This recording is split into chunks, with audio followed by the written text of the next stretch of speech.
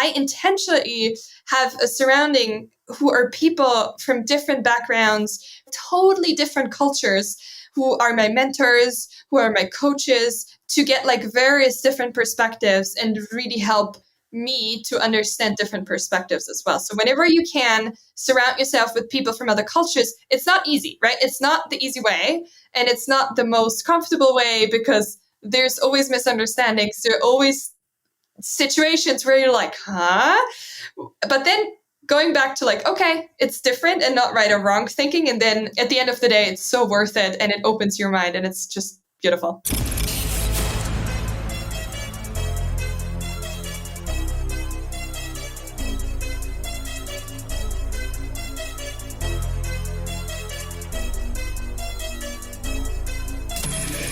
This is the Maverick Show, where you'll meet today's most interesting real estate investors, entrepreneurs, and world travelers, and learn the strategies and tactics they use to succeed. And now, here's your host, Matt Bowles.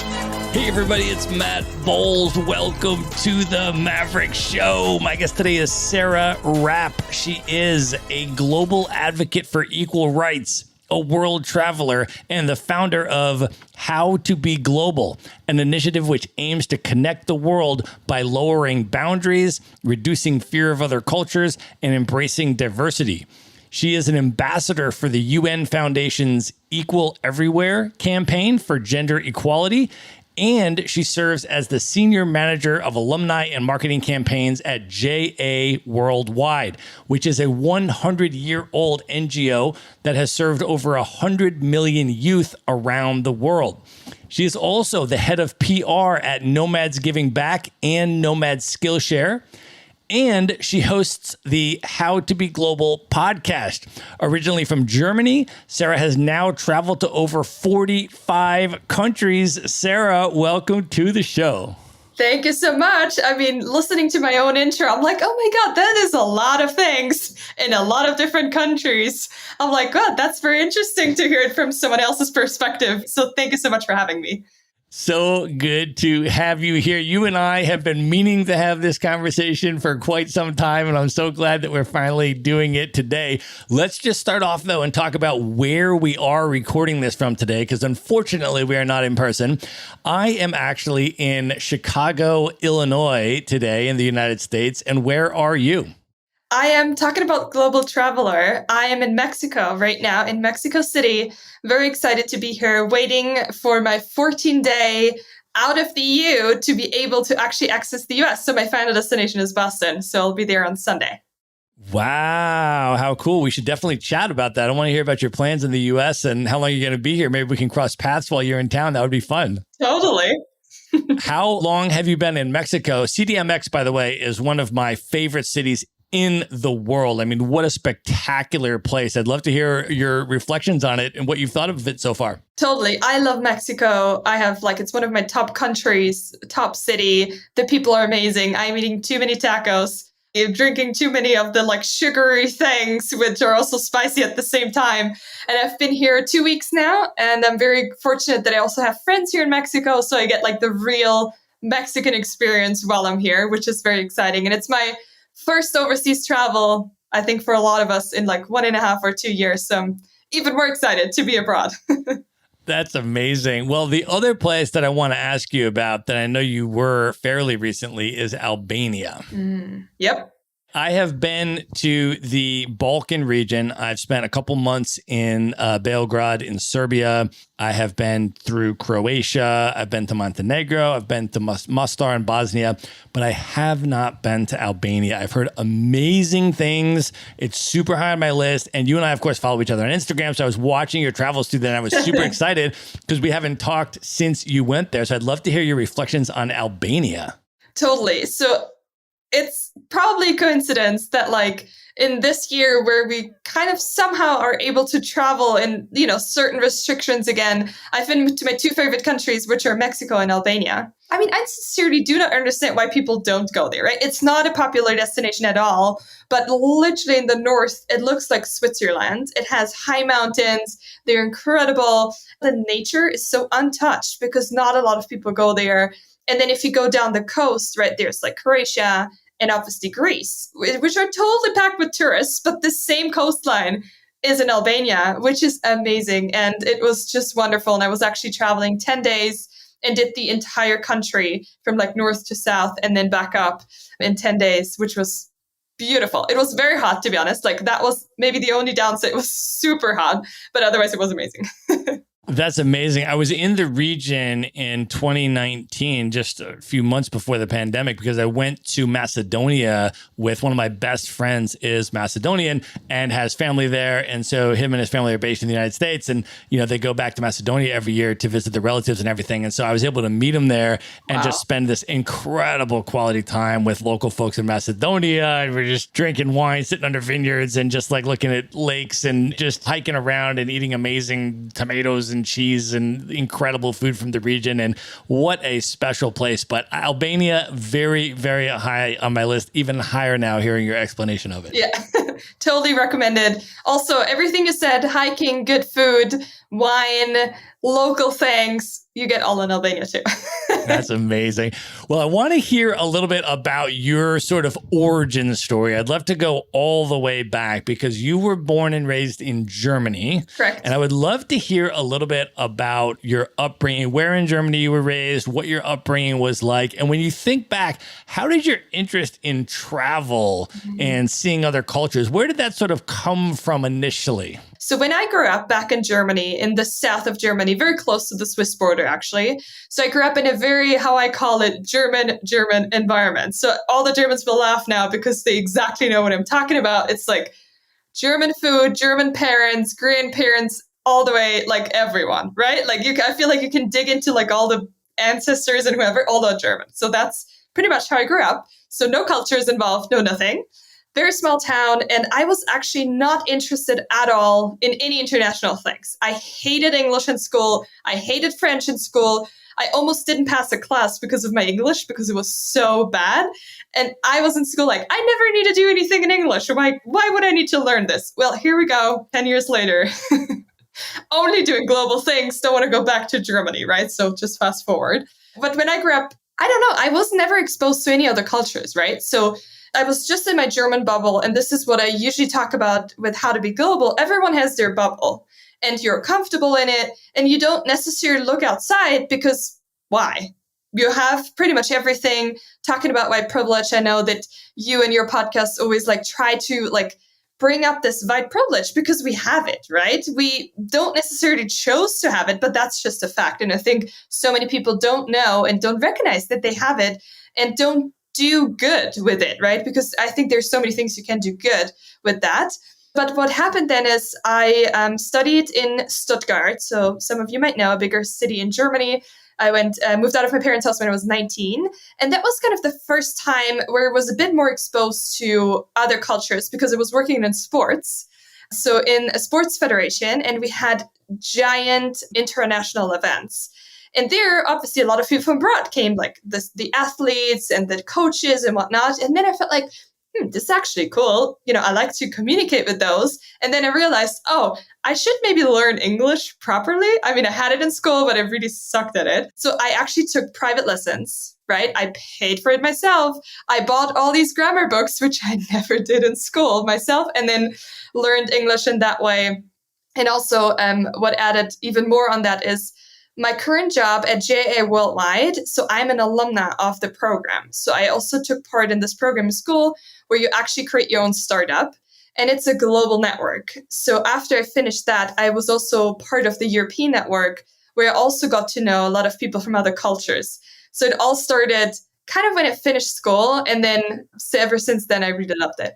So let's talk a little bit about JA Worldwide. Can you say what that stands for? And then tell us a little bit about the organization, the scope of it, what it does. And also, I'm really curious about how you decided to participate in the program initially, and what was your experience like as a participant before you started working for them? Yeah, so I feel like we could do a whole other podcast season probably on my experience with JA Worldwide because it literally changed my life. And I'm not saying this because I work for them. They don't pay me for these things, right? So JA stands for Junior Achievement. So probably where you are, there is an office because we are in 115 countries around the world. So very widespread. And our flagship program is called the JA Company Program. So what that means is in school, when you're approximately like 16 to 17 years old, you have, well, the task to actually create a company with real money, real products or services. So you have to come up with like, who is the CEO, who is the CMO, who does sales, who does what? And then you have to produce or create something, which at the end of the day, you will sell to end consumers. So that's the whole project, which is pretty cool because who learns in school how to actually create a marketing plan or to like pay out some like salaries for your employees? So when we finished our school year, I was very interested in this whole, well, back then I had no idea that this is entrepreneurship, right? I was just like, this was really cool. That sounds amazing that you can do something practical. That was me, 16-year-old, on like, I want to do more. And then there was an innovation camp where I actually participated, which was far away from my hometown in Cologne, actually. And that's where I met more of how I now see like-minded people who are entrepreneurs themselves now. I mean, to be honest, just change the world to the better in whatever industry or field they are. So this is how I got to know the alumni network.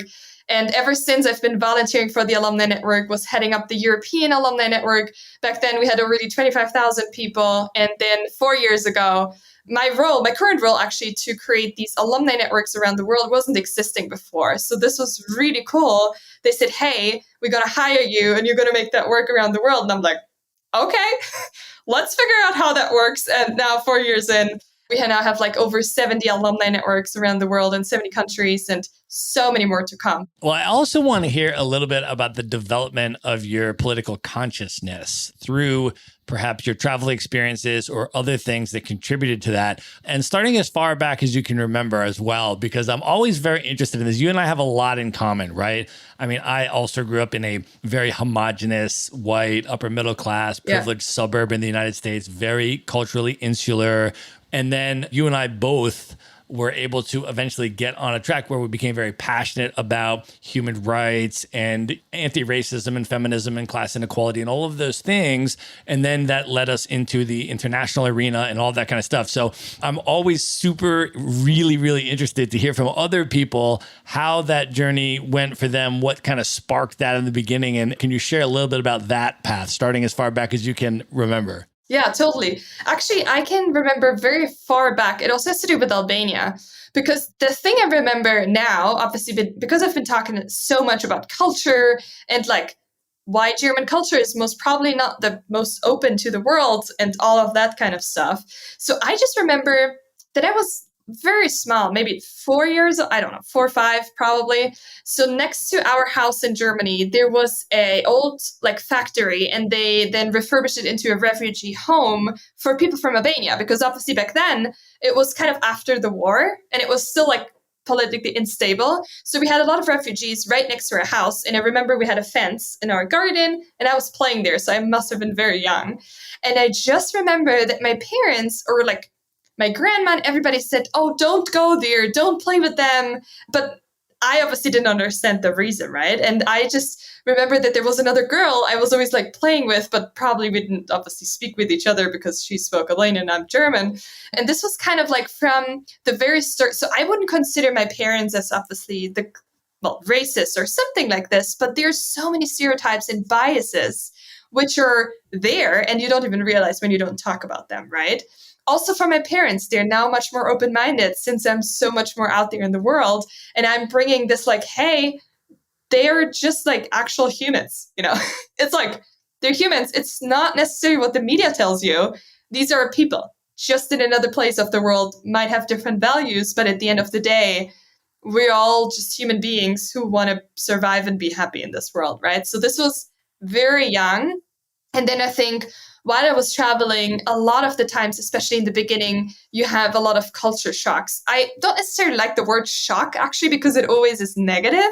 And I don't think it's negative. I think it's very healthy, actually, to get these, quote, culture shocks, because then you rethink on like, oh, well, I thought this is right and this is wrong. But the more you travel, the more you experience, I'm sure you can say the same, the more you realize there's no right or wrong. It's just like different.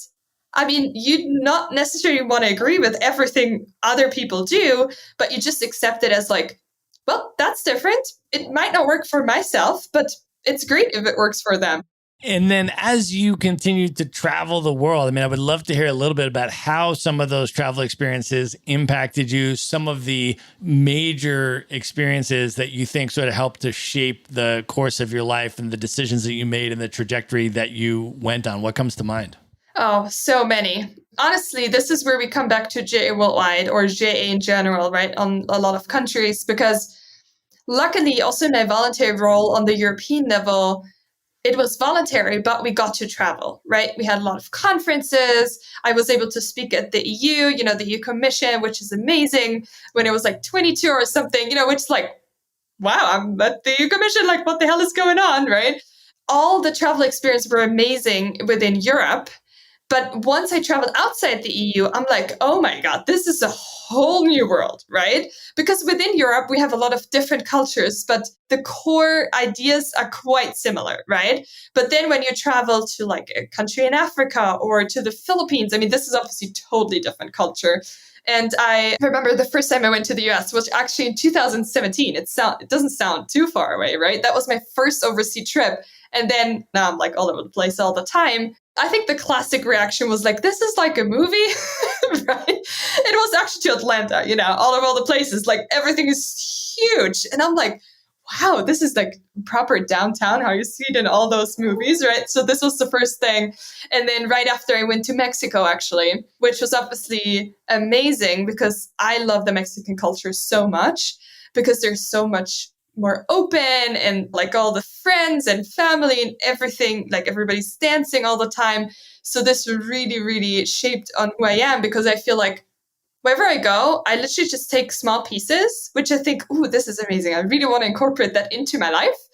And then I'll just take them with me, right? And also incorporate them in wherever I live around the world. Well, I know that you spent a bunch of time on the island of Malta as well. And I wanted to ask you about that. I spent about a month in Malta, which was just a fascinating, super interesting experience. I mean, for folks that don't know Malta, I mean, this is an island nation in the middle of the Mediterranean Sea, which is just absolutely unique in so many ways and so different from anything that I had seen. And you spent like 4 years in Malta. I would love to hear a little bit about your reflections on that experience, but also for folks that have never been to Malta or don't know much about it, why should folks go visit Malta as well?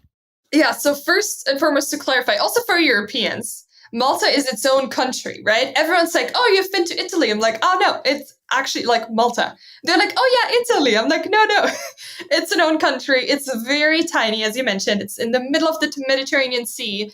It has 450,000 people. That's it, right? 100,000 of those are foreigners. So not a lot of people, but there's also not a lot of space.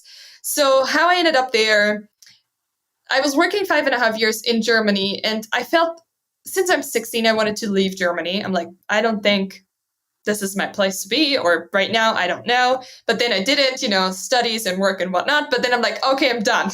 I'm going to leave Germany. And then I applied for jobs everywhere in Europe, except of German-speaking countries. So I'm like, well, that's at least something. So I don't have like to choose between a great offer in Germany and somewhere else, right?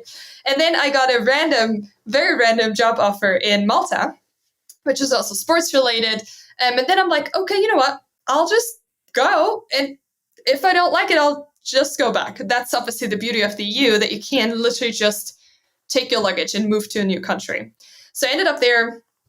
It was very, very nice. It's obviously totally different climate. So be aware, don't come in August. It's too hot. Like, the AC is your best friend. You're going to sit in a coffee shop all day long because you're going to die outside. But there's so much culture on the island because they actually have underground pyramids. There's so much cultural heritage because literally every country around was once ruling Malta, like everyone. If you think, nope, all of them were there. So there's like a lot of history because it's a very strategic location in the Mediterranean Sea. It's right in between the Middle East and Europe and North Africa, right? So I was there. It's beautiful because it's also very international, English speaking, which is very helpful for international purposes. And then obviously it's an island state. So a lot of companies are coming to an island to maybe or maybe not save taxes, right? Let's just say that. Yeah, and the history is absolutely unbelievable and like going like way back, like when St. Paul the Apostle was shipwrecked on the island of Malta, held as a prisoner, and like going to the back to the Odyssey when Odysseus was allegedly held captive by the Calypso as a sex slave on the It's insane. I know. and you can like go see the place where this supposedly happened, right?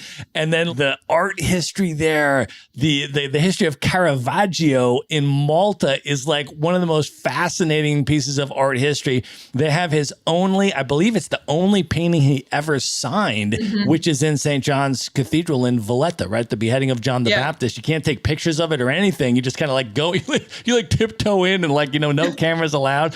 But like, I mean, what an amazingly fascinating place. The architecture, totally unique. I mean, like, it was super fascinating place. Yeah. And then on top of everything, it has this, what I call lovely Mediterranean chaos to it, right? So it's not at all organized, but it works. That's the beauty, right? There are like too many cars. They're driving too crazy. Everybody's honking the horn. Everyone's late all the time, but they're amazing. The people are amazing. But obviously, for everybody who likes to be very organized and very structured, Malta might not be the ideal place for you to like live all the time. But once you get used to it, like, me coming from Germany, it's not common to be like 45 minutes late for dinner. In the beginning, I did reservations in the restaurant because I felt like, okay, nobody does that. Let me book a table. And then everybody was late. So I was constantly calling the restaurant. I'm like, I'm so sorry. We're running 30 minutes late. And they were like, why are you calling us? And I'm like, probably because we're running late, right? So even the restaurant staff is so used to, I think they look weird at you if you're actually on time for your reservation. So just as a quick side fact from Malta. Yeah, and it's like right in the middle of the Mediterranean. It's maybe a 90-minute boat ride from Sicily. I mean, you can get to some other absolutely incredible places from Malta. So really, really cool place to post up. Well, I also want to ask you about some of your other world travels. I know you spent some time in Africa, and you and I both have a shared love for Accra in Ghana. I spent about a month in Accra in 2019. And just fell in love with the city. I mean, what an extraordinary place. And I would love to hear about your experiences in Ghana and what ended up coming out of that. Yeah, totally. So the first time I traveled to Africa was actually Ghana. And it was in 2018. And it was all for work. So most of my quote world travel things were for work. So I'm very fortunate to have a job where I actually go to the places, explore with locals and help them on the ground establish their networks, right? Which is so powerful because there's no one solution for all of that. You have to get used to there's no internet. We're like, okay, yeah, we're going to switch to something else, right? So I went to Ghana, and this was honestly the first time for me where I saw like real poverty, right? I mean, we also have poverty in Europe and other places, but like real poverty. And what was crazy, even after the conference, which is obviously like in the fanciest hotel in Accra, I always take more days in the country because I'm like, listen, this is great, amazing, but I want to see the real country. I want to meet the people. I want to see whatever is happening here. So then they said, oh, you have to go to a quote tourist attraction, which literally was Jamestown. So if you've been in Accra, Jamestown, right? And I'm like, okay, let's go there. I had no idea what this quote tourist attraction is all about. So pretty much for everybody who doesn't know, it's in Accra, in the capital of Ghana, right at the seafront. And it's a very, very, very poor area. There are also some markets, but there are a lot of orphans because their parents are fishermen, right? And they go out to the sea. But unfortunately, oftentimes the sea is too rough and then they just literally don't come back. So there's like a bunch of kids, orphans running around with like no chances in life. So when I stood there and I'm like, so first of all, why is this called a tourist attraction, right? And then second of all, how can I help? That was my first reaction. I'm like, the orphans, because with How to Be Global, my goal is to like help everyone get a voice, give people a platform to speak up and, be empowered to actually say what they want to say and really stand up for what they believe in. And I'm like, the orphans, they don't even have parents. Like, there's no one. So then I was there and I'm like, okay, so how am I going to do this?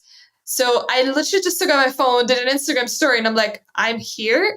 I have no idea how, but I want to bring those kids in school or like help them or do something, right?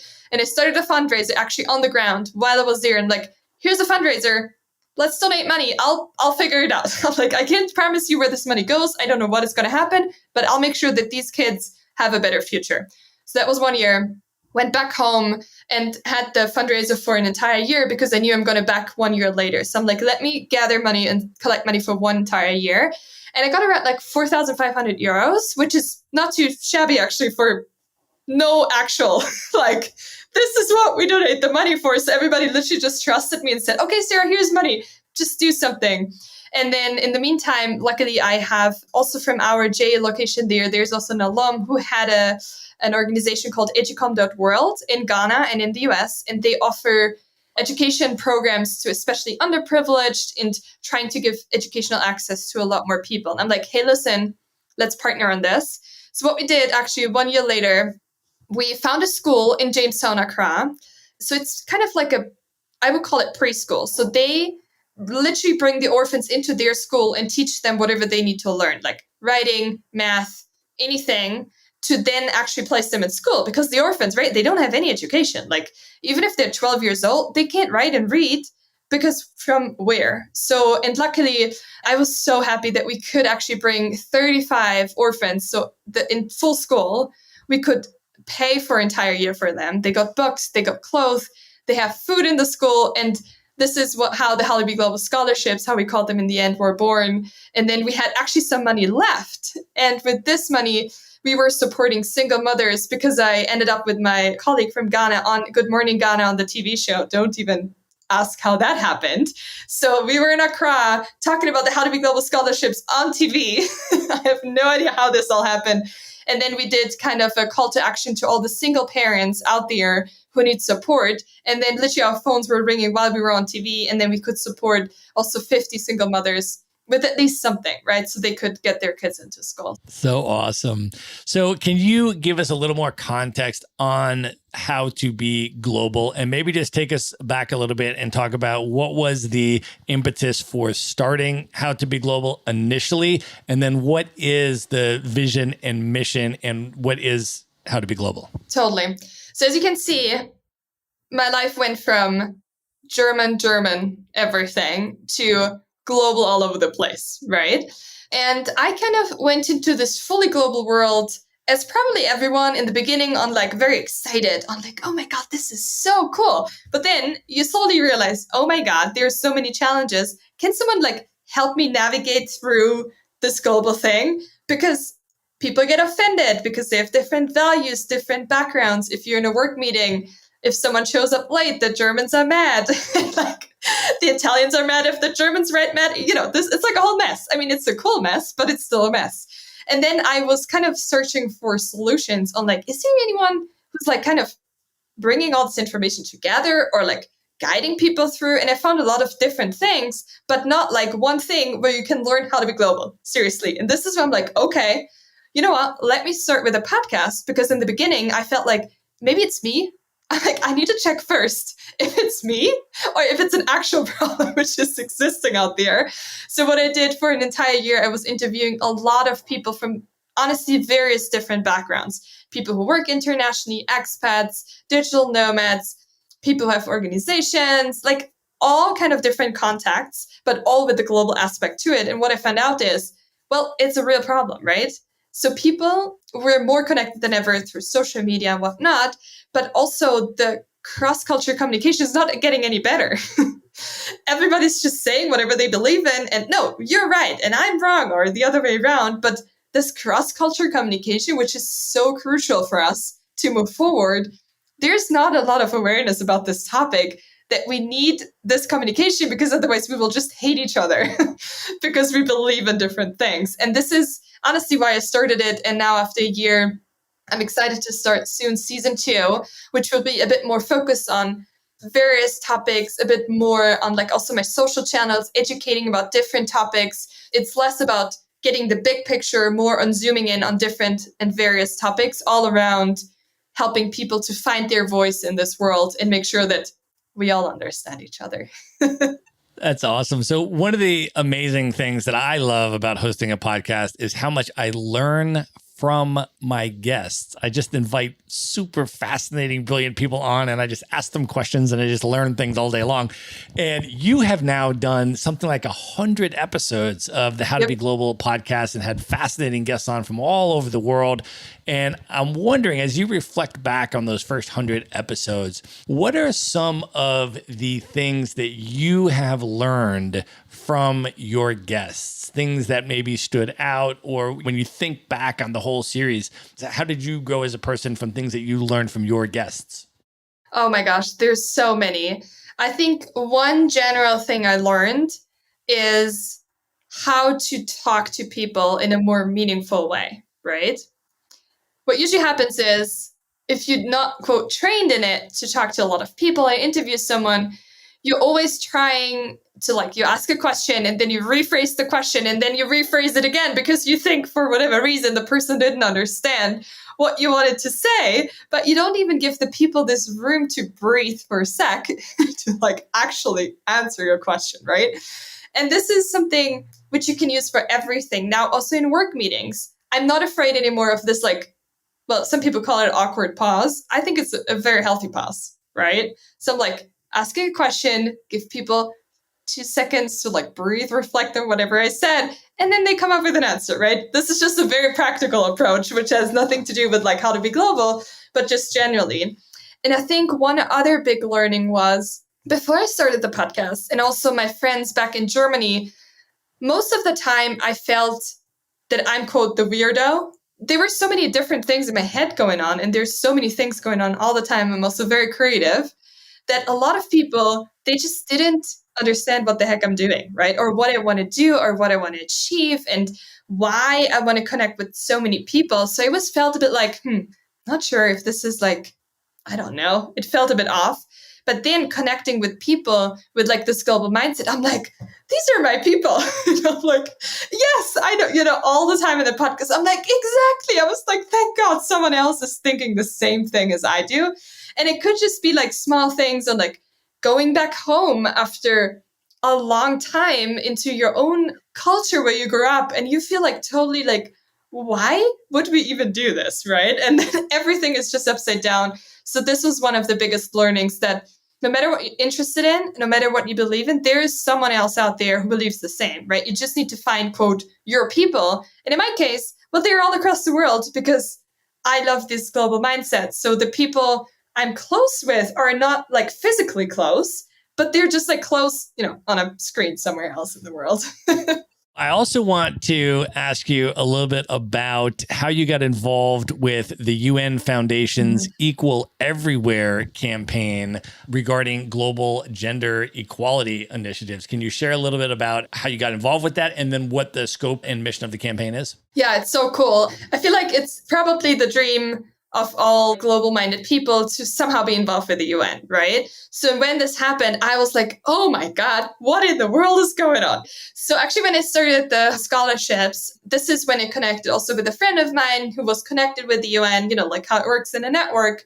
And they were looking for people to feature on this Equal Everywhere campaign. So it's a yearly campaign, which talks about gender equality first. But how I interpreted it, which they really loved, is like equal everywhere in terms of like, literally everywhere, right? Not necessarily gender, but like the whole thing. Obviously, since I'm a woman, this is obviously, I can for sure also speak up for women's rights, but I'm also more like, hey, let's just include everyone in this like equal everywhere.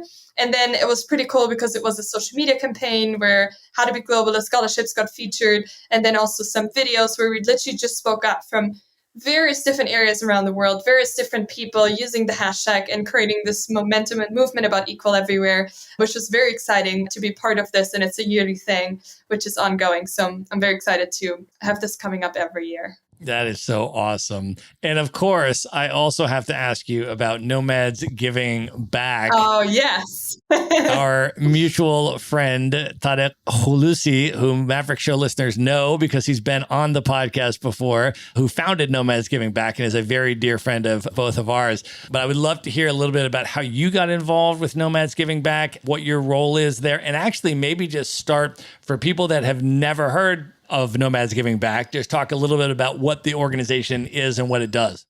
Totally. So Also, fun fact, this all happened because of How to Be Global. Because in the How to Be Global podcast, as you might know, Matt, right, we're constantly looking for great people to interview in like various different areas. So I was literally just scrolling through Instagram, using some hashtags and be like, hey, I think it could be really cool to interview some digital nomads who are like in one place for 3 months and then move to the next and whatever.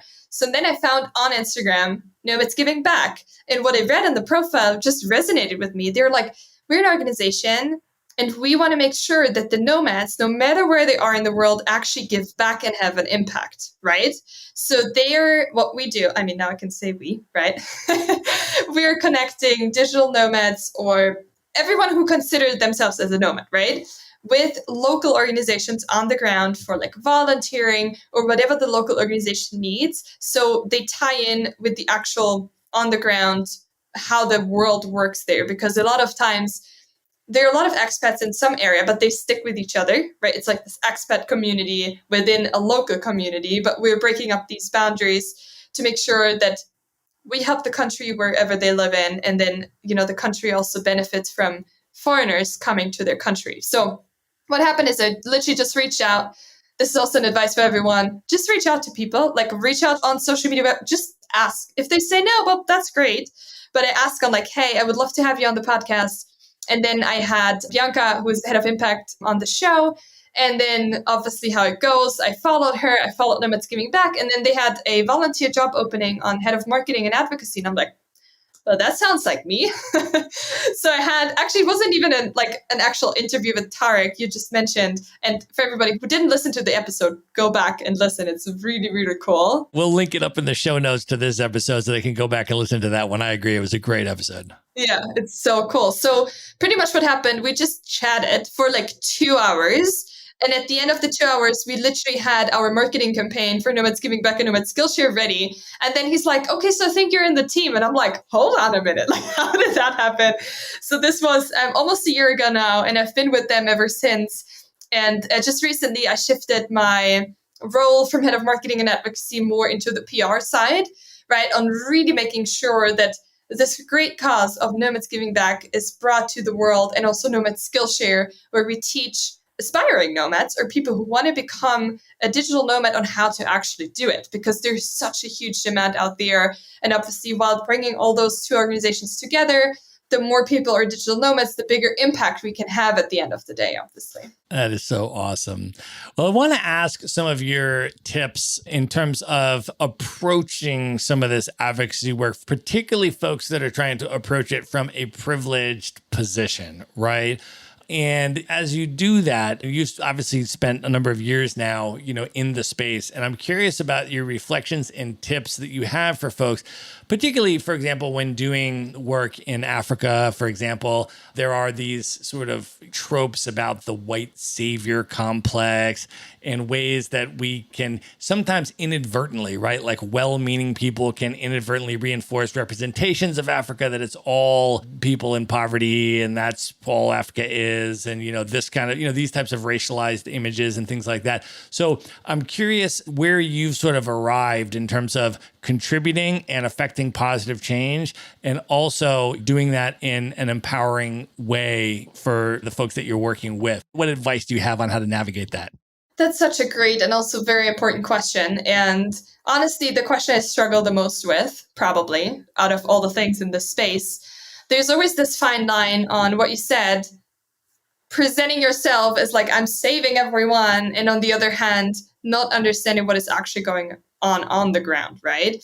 So I think my best tips would be, I say this all the time when I give a keynote, especially to younger people, always switch out your stereotypes or your things you think about the country with curiosity.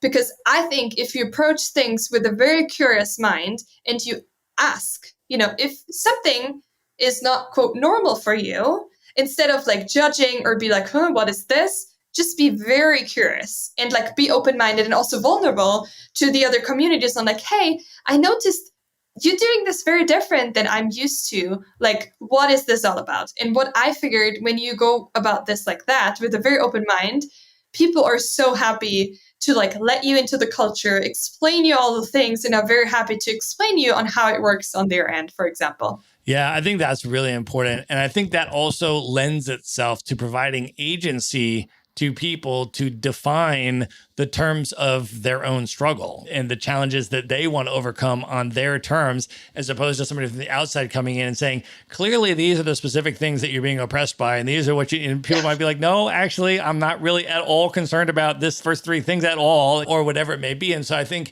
empowering folks with the agency to define the terms of their own struggle and then seeing how we can act in solidarity Totally. to support those folks, as opposed to trying to come in and save people or impose our whatever it may be, kind of Western cultural solutions onto them, or like whatever it may be. And instead to go in and to learn and to listen, and then to be an ally and to be able to act in solidarity. Yeah. And I think also the word ally is so important, because you don't know what you don't know, right? When I started my journey, I wasn't really aware of like white privilege, because it's just there. So you have to unlearn certain structures you're used to. And you also sometimes just have to take a step back and be like, okay, it's a thing, right? And it's not easy. The journey, I just wanted to clarify this journey is not easy. Like, you have to educate yourself. And there's a lot of things where you're like, oh my God, what is this? Why did I think this? So you're going through a journey yourself where you're like, oh my God. And I think one great advice is also, I had an incredible mentor and I'm still in contact with her. I love her dearly. She's called Glow Graphics on Instagram. She's now really big. I'm so excited for her. She's just been on TV as well. And she's a person of color, right? So I intentionally have a surrounding who are people from different backgrounds, totally different cultures, who are my mentors, who are my coaches, to get like various different perspectives and really help me to understand different perspectives as well. So whenever you can surround yourself with people from other cultures, it's not easy, right? It's not the easy way, and it's not the most comfortable way, because there's always misunderstandings. There are always situations where you're like, huh?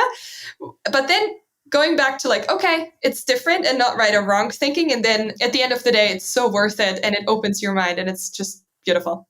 Yeah, totally agree with that. So Sarah, as you reflect back on all of your travel experiences now, and you've been to like 45 different countries and you've interacted with so many different types of people all around the world, what would you say has been the transformative impact of travel on your life as you've kind of grown as a person now, especially over the last, 5 years or so as a itinerant world traveler?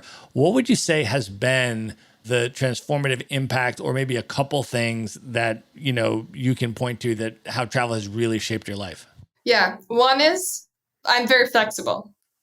There's not a lot of things which can actually, I'm fine with everything. I'm like, we'll figure it out. It's going to be fine. Because when you go to different places, things work so differently. So I feel like I'm so, well, not a calm person, but inside I'm very calm. And I'm like, okay, here's the situation. It's going to be fine.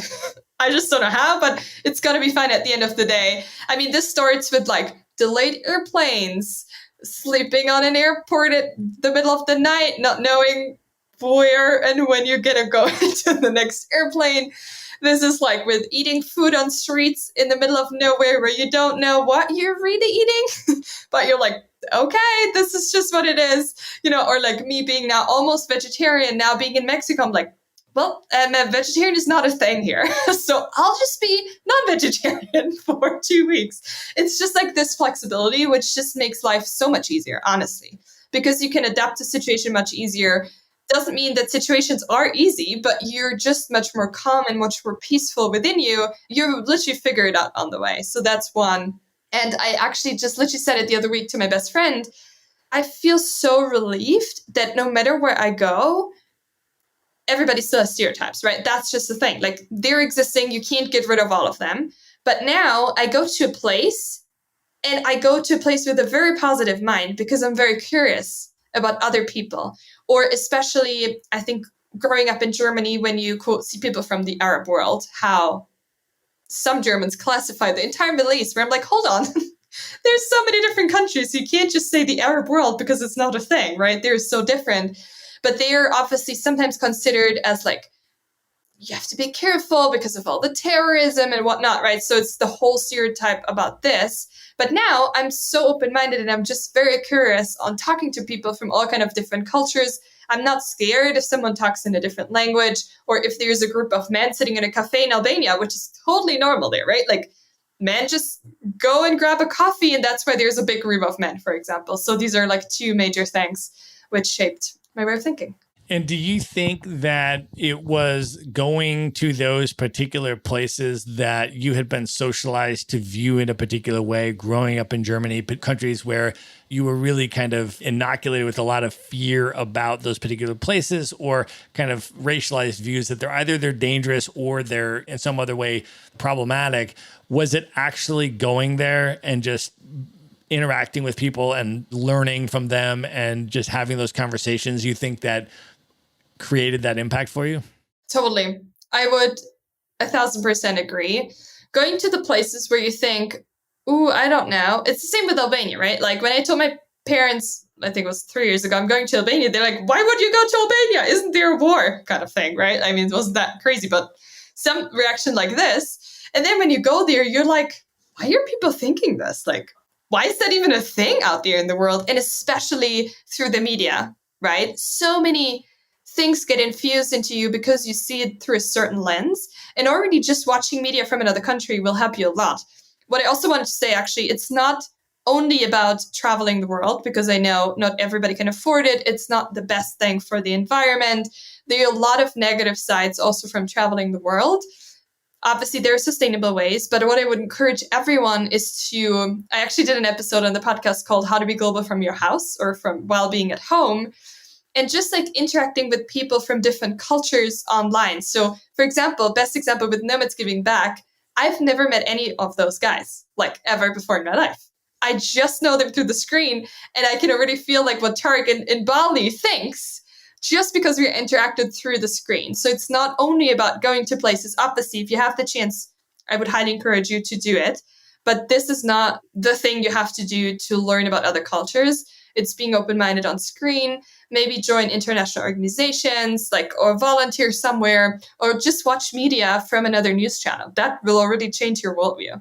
Well, and the other thing, particularly with Europe, but also the United States or other countries like that, is that it's not just, right, like these racialized sort of views about, dangerous people or things like that. It's not just about, oh, if you go over there to their country. No, we have all of these refugees that are coming to Europe, that are coming to the United States, and we get this hyper racialized, rhetoric about the danger and other negative attributes of refugees and things like that. And so right in people's home country, right, they can put into action sort of what you're saying, right? Yeah. And I think it's also a culture of welcoming people, right? Again, it's this right or wrong. I feel like a lot of the times, I mean, especially with like the US and Germany, they have very strong cultures themselves. And they might not be the most like open and welcoming to totally different cultures. Let's put it that way. Not everywhere, but generally also Germans are considered as like cold, not hugging people kind of stuff. So it's this mix of like bringing a total foreign culture with like prejudice on like, oh, the women are wearing the scarves around their head because the men are forcing them to do so, right? I'm like, did you actually ever in your life talk to someone about this? Like some, for sure, there are like some religions, very radical religions and like practices in some countries where this might actually be the case. But this is not like everyone. This is maybe a tiny, tiny, tiny percentage of what you hear from the news. But I encourage everyone, like, go out there and just be curious and like actually ask on like, hey, I saw that you're wearing something traditional. What is that all about? Right. And that already changes the whole conversation. Yeah. And just have some compassion and some empathy about what these human beings have been through and why they're refugees in the first place that are coming to your country. And if you were a refugee, how nice would it be if you got to a foreign place that you're not familiar with and someone was welcoming to you and gave you, love and compassion and empathy when you arrived, right? So I think true. A lot of these things we can practice in whatever country we're in. with people that are just coming to our own country, and we can welcome them and be compassionate and empathetic sort of global citizens within our country and welcome the rest of the globe and do what we can to support from there, in addition to, of course, when we are traveling. So those are awesome tips. Sarah, let me ask you one more question, and then we'll move into the lightning round and wrap this up. I'm wondering, at this point in your life, you've done all this travel, you've had all these experiences and all this kind of stuff. Why do you continue to travel the world? What do you get out of it? At this point in your life, what does travel mean to you? Oh, I feel like this is so deep, inside of me, in my heart. Because I've been traveling so much, because I met so many people, I can see there's so much work to do. You don't know again, right? Once you start, you see like, okay, this is bigger than I am. This has to last longer than I can live on this earth, but there's so much work to do. And honestly, also what I want to do is, I grew up in a German environment, so I know kind of the culture and where the people are coming from. And especially, for example, my childhood friends or anyone who is, quote, like me from the looks.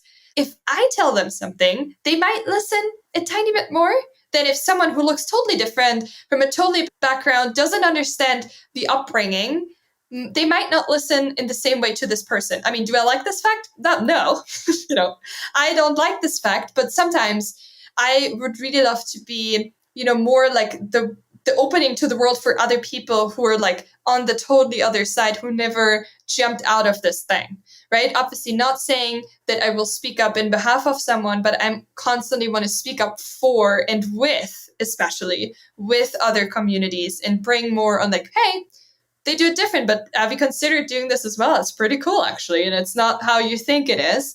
So this is why I continue doing this. And my big dream, I'm saying it now all the time, so maybe someone is watching from Netflix. Hello, Netflix. I would love to actually create a documentary episode on like bringing those like differences out there and really showing the world that they're not that big of a difference.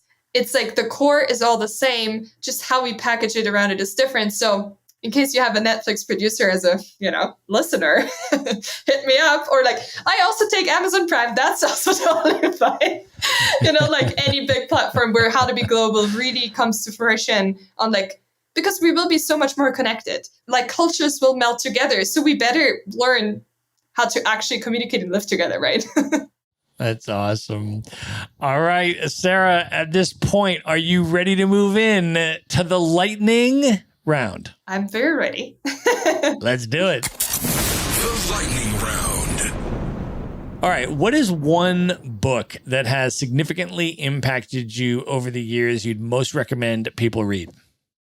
Think Like a Monk from Jay Shetty. It's a very recent book. Disclaimer, I'm not into spiritual things usually. I'm very practical logic. But this book is incredible because he combines the very practical approaches I usually take in life with more of a higher power understandings because he was a monk. And he combines it in a way that also practical brains like I can actually use them and understand them. Nice. I will check it out, and we will link this up in the show notes as well for everybody else to check out. All right, Sarah, who is one person that's currently alive today that you've never met that you would most like to have dinner with? Just you and that person for an evening of dinner and conversation. So it's a classic one, but Oprah. But to be honest, Oprah is such a great figure in so many different ways.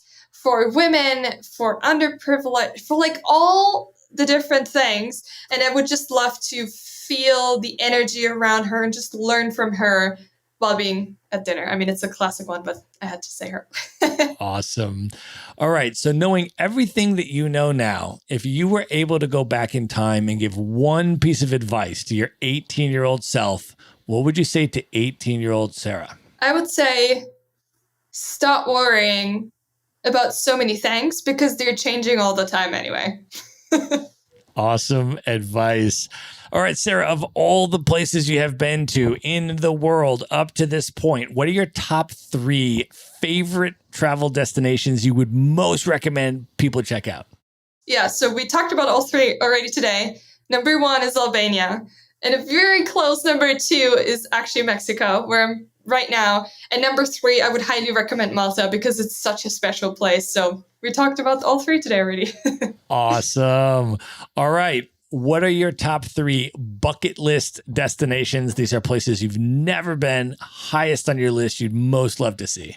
I love to travel to destination, quote, nobody goes to, right? Not a lot of people go to. So I would love to go to a place like Kazakhstan, for example, or Azerbaijan, but also Mongolia, because these are such interesting culturally places where also the nature and the culture is so untouched because not a lot of influences there from other countries and not so many foreigners. So these would be my top 3 destinations. That's awesome. So I just did Azerbaijan for about a month in 2019. Super fascinating place. I think it's a really, really interesting place to go. And then after Azerbaijan, then I did Mongolia. So I'll tell you the route. Here's my recommendation. Are you ready? So Azerbaijan, fascinating place, right? I mean, the history of Zoroastrianism, I mean, fire temples, like really, really interesting place. I spent about a month there in Baku. And then I went up to Russia. And I got the Americans can get a 30-day visa for Russia. I don't know how long Germans can get, but I was able to get 30 days. And I spent 2 weeks between St. Petersburg and Moscow. And then I took the Trans-Siberian Railway. Wow. And I took the Trans-Mongolian route. Okay. So you go from Moscow, and I did this with like 30 nomads. There was an event called the Nomad Train, which is like run by Russian nomads. We had people from all over the world. My gosh, it was that's absolutely amazing. wild. It was amazing. So we did. And so we went on the Trans-Siberian Railway from Moscow all the way across Siberia and then down across the border into Mongolia. And the trip ended in Ulaanbaatar. And then we spent some time in Ulaanbaatar. And then we went and we took like camels, went across the Gobi Desert. And it has absolutely stunning scenery. Super, super interesting place. So I think those are really, really awesome picks. So when you're ready to schedule that trip, definitely hit me up and I will give you some tips on it because those are amazing places. All right, Sarah, I want you to let folks know how they can find you, follow you, connect with you, and how they can check out your podcast. Season 2 is coming up. Let them know what they can expect for that. And also how they can just kind of plug into all the awesome stuff that you're doing and learn more about you.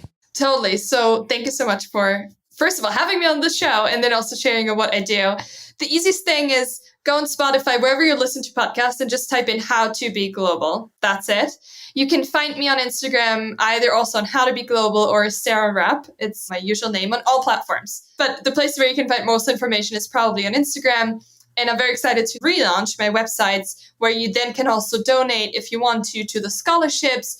We're making them even bigger and like also helping the kids not only with their education, but also with like water supply in the schools, because we are just adjusting to the needs in especially Ghana, Accra over the pandemic. And then you will have multiple options. And soon there will be hopefully also more things where you can participate on like advocacy pieces, speak up for what you believe in. Much more to come. How to Be Global. Just check it out. Amazing. We are going to link all of that up in the show notes. So folks can just go to one place. Just go to themaverickshow.com. Go to the show notes for this episode. There you're going to see everything we talked about in this episode. The books that Sarah recommended, all of her social media handles, her website, her podcast links, how to contact her, find her, all that stuff in one place. Go to themaverickshow.com. Go to the show notes for this episode. There you will find it. Sarah, this was so amazing. Thank you for being on the show. Thank you so much. And hopefully see you soon on my podcast as well. I would love to be on your podcast. Yeah, hit me up. We'll turn the tables and you can have me in the interview seat and let me know about your itinerary in the US. And if we're overlapping here, it would be absolutely amazing to connect in person. That would be amazing. Awesome. Thank you so much. All right. Good night, everybody. Be sure to visit the show notes page at themaverickshow.com for direct links to all the books, people, and resources mentioned in this episode. You'll find all that and much more at themaverickshow.com. Learn how Maverick Investor Group can help you buy cash flowing rental properties in the best U.S. real estate markets, regardless of where you live. Schedule a free phone consult today at themaverickshow.com/consult. Now you can buy rental properties with tenants and local property management in place, so you don't have to be a landlord or a rehabber. To get your questions answered and discuss how Maverick Investor Group can help you meet your real estate investing goals, schedule your free phone consult today at themaverickshow.com/consult. If you like podcasts, you will love audiobooks, and you can get your first one for free at themaverickshow.com/audiobook. Whether you want the latest best-selling novels or books on investing,